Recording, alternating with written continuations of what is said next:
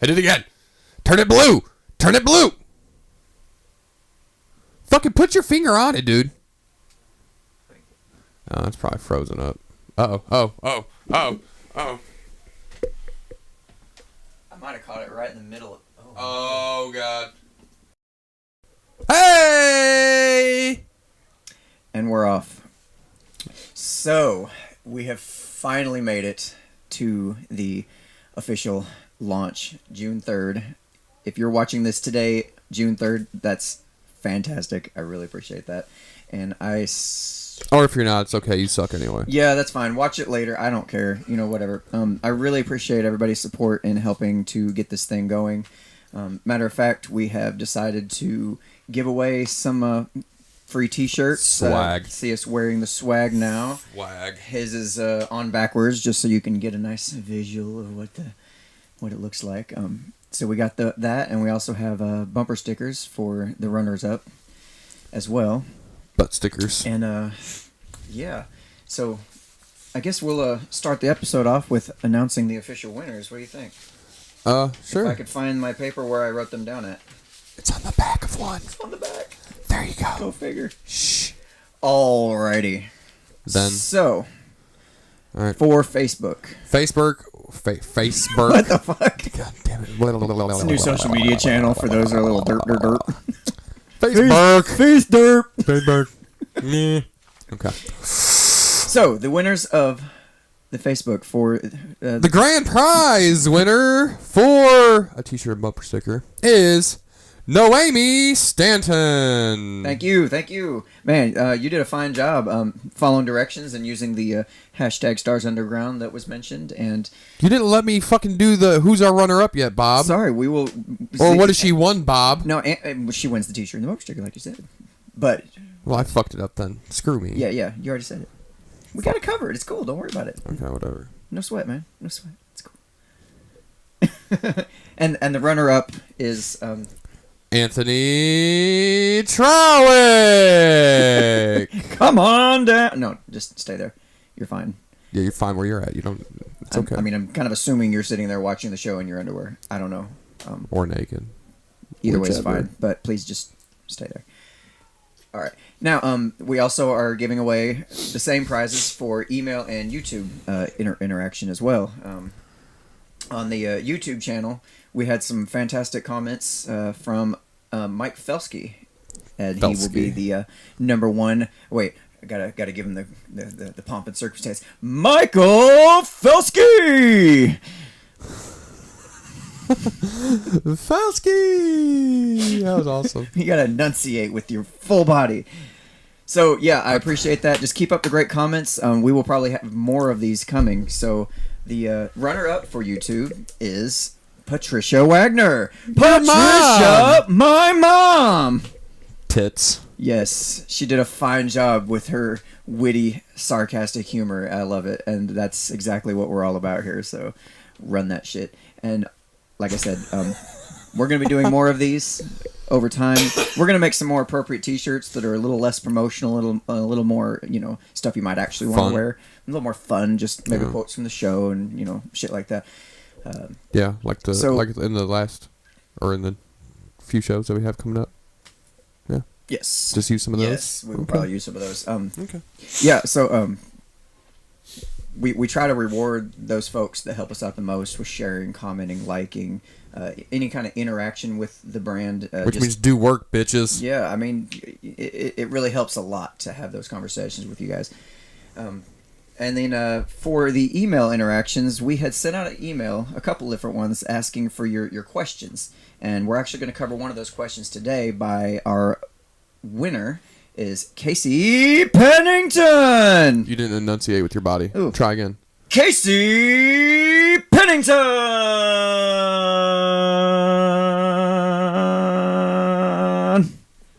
I was about to hit the off switch.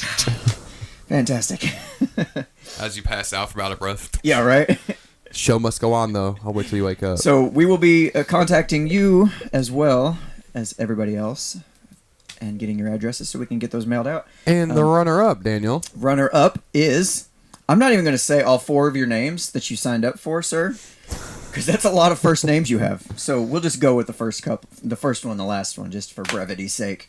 The runner-up for great questions sent to us through email is Zachary Wilson.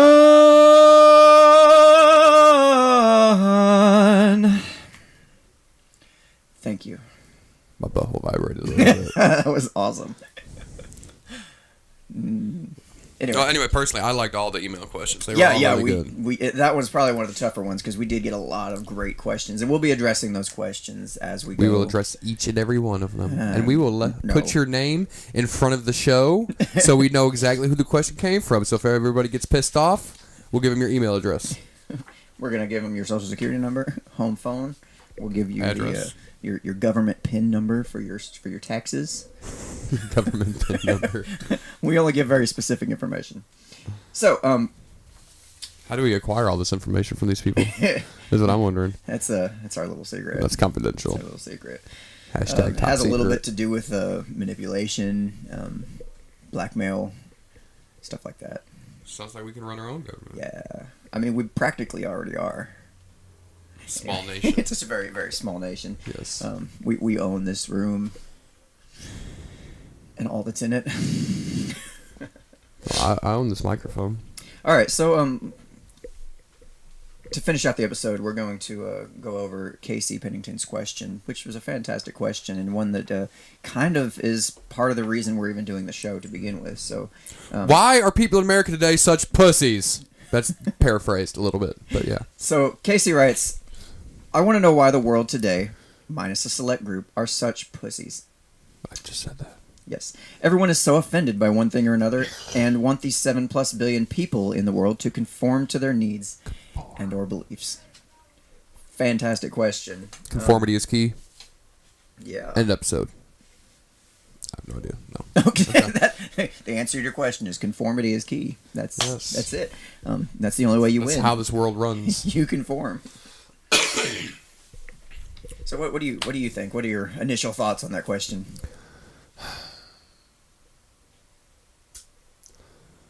Firstly, it's because everybody is a fucking winner nowadays. Everybody gets a participation award. Everybody gets a trophy. Kids graduate from every fucking school year there is. Hell, my youngest is graduating from daycare into kindergarten. Wait, they had like a graduation ceremony and everything? Yes. Oh my god. Yes. So he's already graduated. Then he'll graduate from kindergarten, then first grade, and then sixth grade, and then all this. Like, there's no reward at the end to actually graduate high school anymore. Because I've already had like 13 graduations. So what does it matter? Yeah. Wow. Yeah. There's nothing special. Yeah. Back in my day. We used to walk 5 miles to school. Both ways were uphill. We used to only get one graduation, and it was the tits, man. Tits McGee. No, that actually really was very special. That graduation was fantastic because it was the one that I got that, finally crossing that bridge into adulthood. You didn't have to have, all these other ones. I don't understand it. My daughter just had an 8th grade graduation because she's going from one school to the next. I mean, that's great. I don't know what that feels like. I've never graduated anything yet. So I'm happy, but what you touched on before is nobody's like being held back like they used to. No, it's the whole child left behind. Yeah, so there's not like, you move ahead to the next grade, you graduate, we're celebrating that graduation, but what are you actually celebrating? Because there was no way to lose. Well, there is a way to lose. Basically, you just repeat your senior year like 2 or 3 times. Because essentially, at least the way it was when I was in high school for the short period of time, was, let's say you didn't pass a few classes. Well, you still go on to the next grade. It's just when you're in the next grade, you guys still have to retake those classes. So eventually, by the time you become a senior, if you don't go to summer school or anything like that to catch up, you just have to repeat your senior year again, and then you'll be a super senior. Oh, so instead of being held back in the grade where you actually probably needed to be held back, which there's nothing wrong with that. I mean, if you weren't developed enough to be able to pass or don't care enough, whatever. There you go. There's a lot of shame to that, though, I guess, and we want to try to protect our children, and we don't want them to feel that shame of being held back and being you got to, year man. older than failure is the key to success. Absolutely, I absolutely agree with that. I mean, just looking at all the different projects I've gone through to get to this show. Not saying by any means this is successful, but there's a lot of things learned along the way, a lot of mistakes made that you learn and you grow from. Yeah, it took me 20 some odd years to figure all that shit out. Well, when it comes to school and failing at regular school and night school and alternative school and even a little bit through college. So you're like, fuck. Yeah. It took me a few hard smacks in the face before I finally learned, but yeah, you can't have success unless you have failure. So I think another thing that this centers around, the reason why we have this nanny state, is everybody's so concerned with political correctness. I digress. Not everybody. There is a lot of people, a lot of loudmouth individuals that are concerned with being politically correct. Yeah, it's me. I'm the guy. I spearheaded all of that. You did from the womb. You've been punked, dude. So I found this article on Elite Daily by John Haltiwanger. Say that 5 times fast. No comment. So Haltiwanger, sir. Political please. correctness is a form of censorship and an impediment to free speech, in the sense that it's a phrase used to shame people into silence. I mean, I agree to it with an extent. Well, a vast majority of that extent, but I'm okay as long as you're not being a fucking bigot asshole. I mean, you can still be an asshole, but just don't discriminate on people. That's all I'm saying.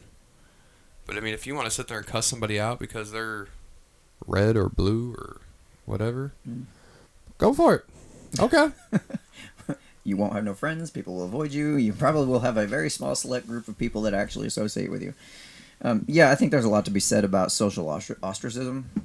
A little bit. In terms of kind of keeping people in line and kind of helping folks know what kind of etiquette is acceptable in society.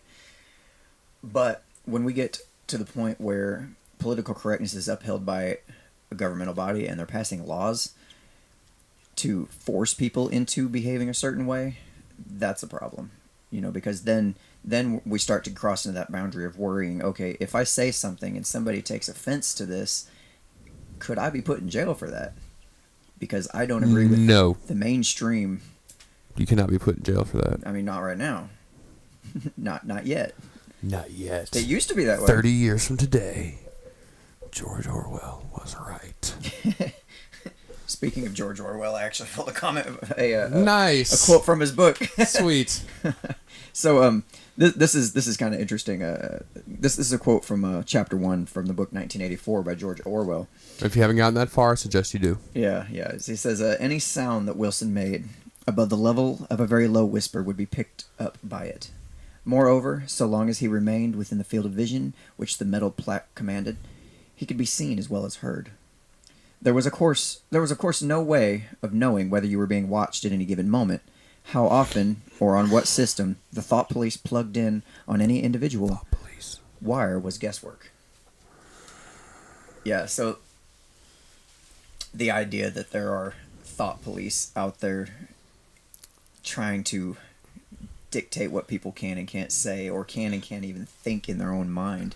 Well, that's dangerous. It's very dangerous. We see a form of that. I mean, we're not going to get into the topic, but the whole transgender bathroom thing, and then the federal government saying, "Hey, we're going to hold our funds from giving it to states who don't agree with putting out there saying that transgenders can use whatever bathroom they want." Yeah, that's a blatant, obvious power move. Yeah, I don't consider it as much blackmail as it is extortion, I guess, to a certain extent. And this came up on Facebook on a different page, and people are like, "No, it's not. You obviously don't know how the government works." Blah blah blah blah. First off, I do, because our states and the people in those states pay taxes to the government. The government wouldn't have no motherfucking money if it wasn't for us paying our taxes. So therefore, they have no right to hold back our own personal tax money. So they can shut the fuck up with that argument. So I got a little excited in the comment section about that. I can totally agree. So yeah, that's a sort of extortion. So you're training people's thought saying, hey, it's okay for a transgender to use whatever bathroom they want, blah, blah, blah, blah, blah. And the big thing, well, no, let me just cut that off, because then we're going to go into the whole transgender issue, and this show's not about that right now. So, I can't help it. My train of thought just goes... I mean, it's a good example to use to illustrate what we're talking about, so...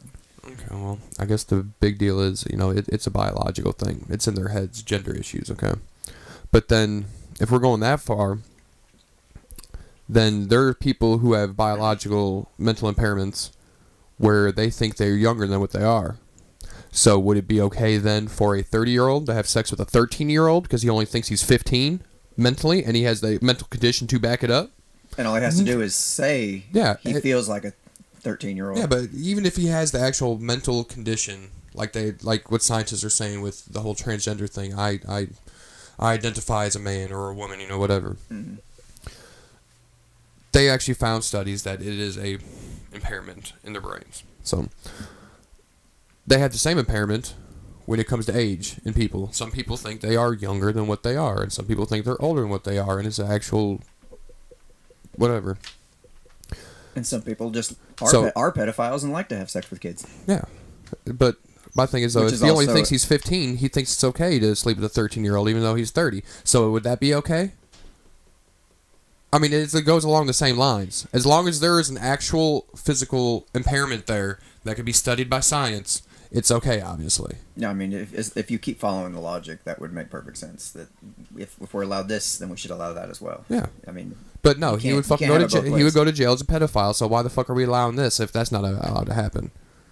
It's this whole, hey, you have to conform to this certain way, and that breaks down to people being fucking pussies nowadays.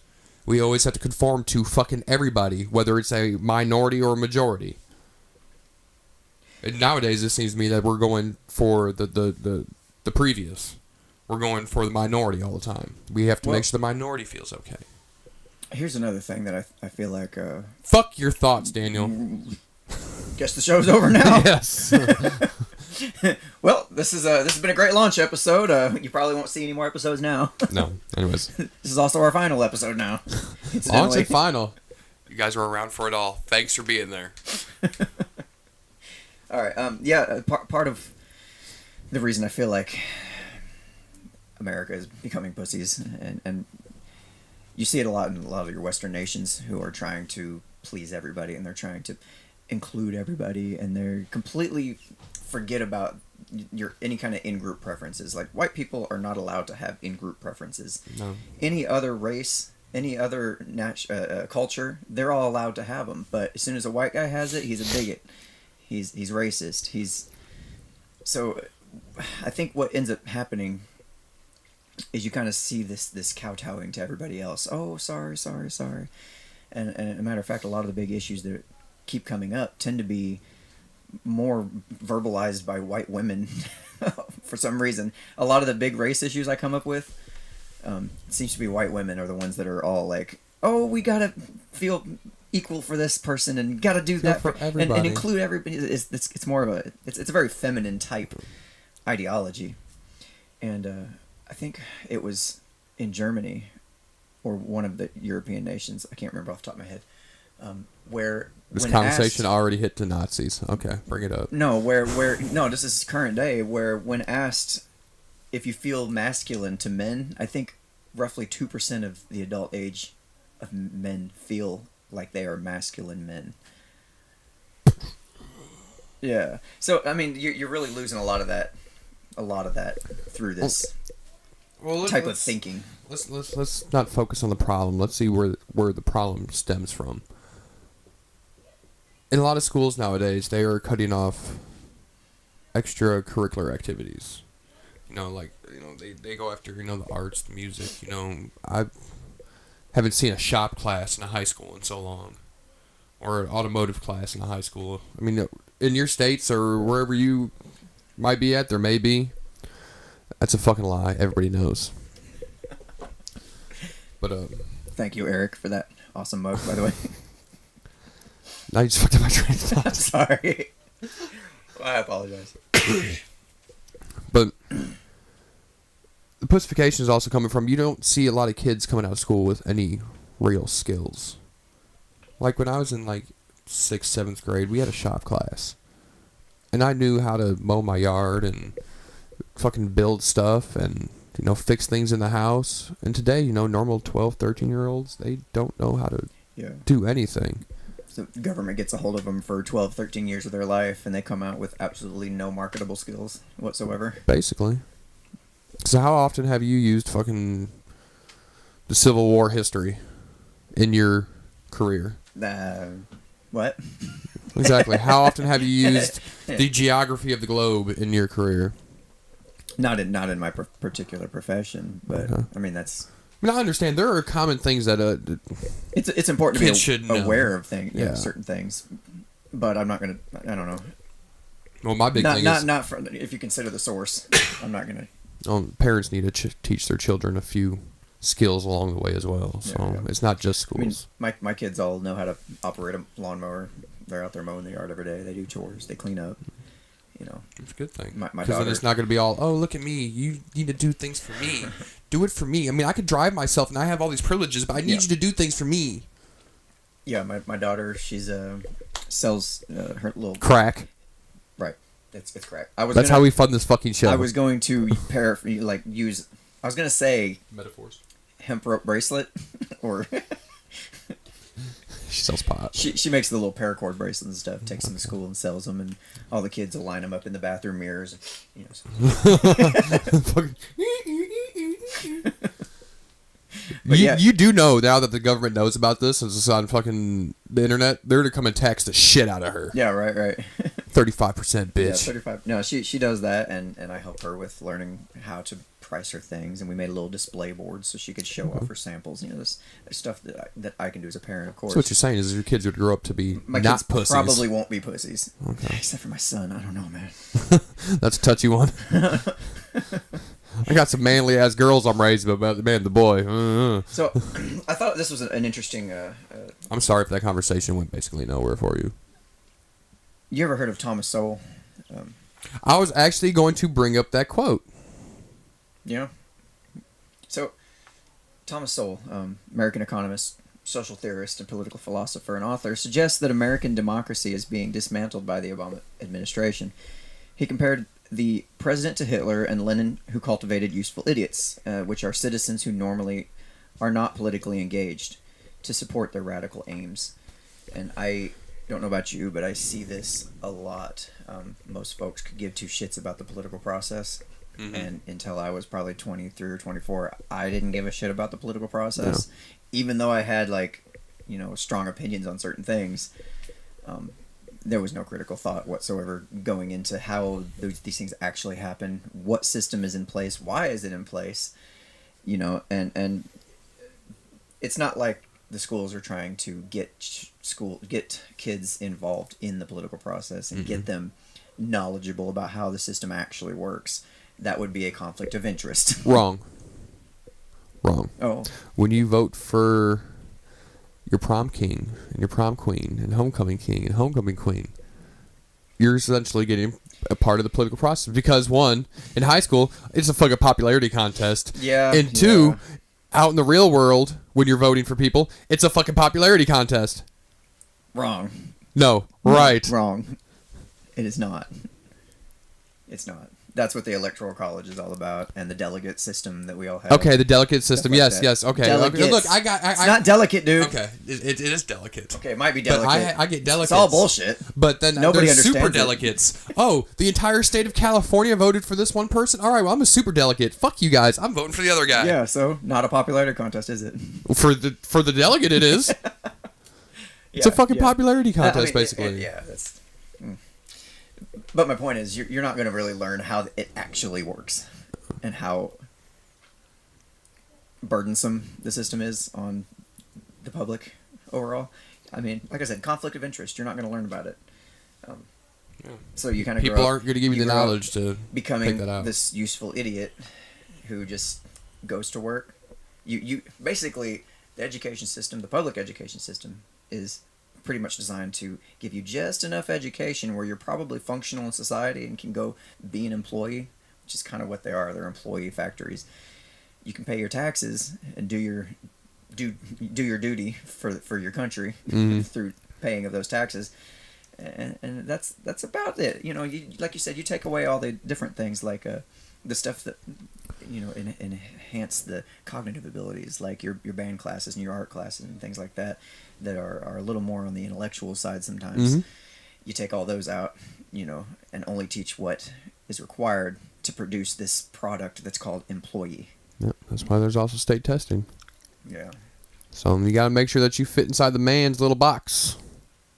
So, fuck the man. I know we keep touching on the school subject a lot throughout this whole question. I mean, this is a lot where like I said, I don't want to focus on the problem. I want to focus on where we can be, where it actually stems from, so we can actually figure out the starting point of how to fucking correct this. That's a big question. And Well, the reason being is because I see a lot of shows and people talking about the problems, and essentially in the end of it, they're just fucking whining about it. Yeah, that used to piss me off about like talk radio. Yeah, so that's why conservative talk radio was always like, oh, the Democrats this and liberals that and this president bullshit and that and I'm like, so what do we do? What's the next exactly. step? I would what do we do? like to get to a process where we can actually see. That's kind of where I was heading though.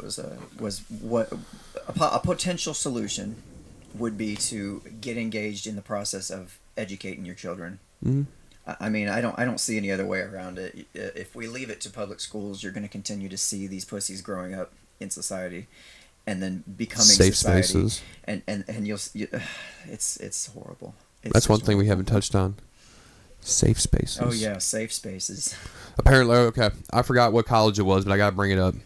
Apparently, people were pro-Trump, okay, right, and they wrote in chalk on the college sidewalk stuff, "Trump 2016." Apparently, offended people or students so much at this college, they needed a place to talk to others and gather their emotions because they were just so hurt by it. I've heard about these safe places. These like the fuck. I'm like, okay, comfort rooms and things. I still really like the meme. They got pillows and pictures of puppies and rainbows and I feel so very much better calming music. I can't handle anything that goes against what I might actually believe, so I need to be in this room. I still like the meme. I could just someone sitting there stroking your back. Shh, it's okay. Come to my bosom. Like, I don't know. That's just horrible. That's horrible. Yeah, these are the people that are going to grow up and try to fight in our wars. If push comes to shove, we end up getting in another one. I don't know, man. Like I said, I still like the meme where it says fucking 1940s, 18-year-olds are storming the beaches. Today, you need a safe place to talk about your feelings because words hurt. Because words do hurt. Okay, and this doesn't go to the whole, some words hurt. Words, they say the tongue could be sharper than the sword, and words can cut you pretty deep. But just because I disagree with you doesn't mean fucking words hurt. I wasn't attacking you. We were going over what you believe, your ideologies, your dogmas, and yada yada. Right. And I have an opposing opinion, so now you feel torn down on the inside? Not my problem. Exactly, but not my problem. This is another issue of where the whole pussification of the next generation is coming from. I love that word, by the way. Pussification. And it's a good fucking word. Well, Casey, I hope that answers your question. And no, it doesn't fucking answer his question. So now we have to go in, what the fuck are we going to do about this? That's all I got, man.